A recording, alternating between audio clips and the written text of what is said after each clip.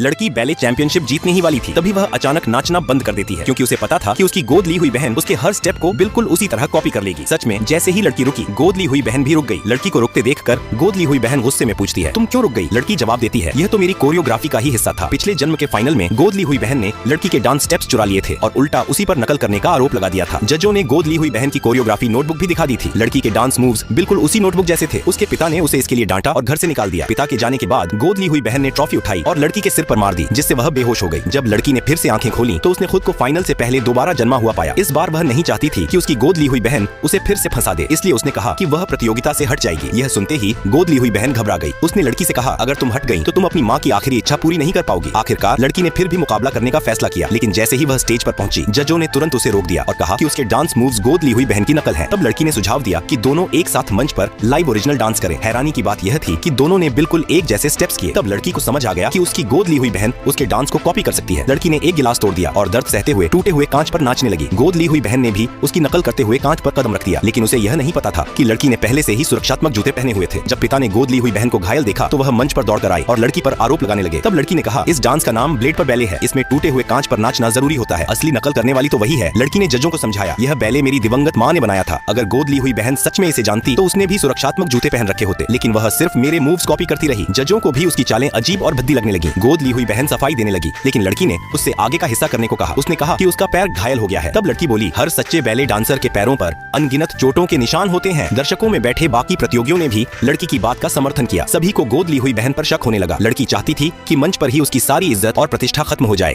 आगे की स्टोरी जानने के लिए वीडियो को लाइक करके चैनल को सब्सक्राइब करो और पार्ट 2 कमेंट करना ना भूलो।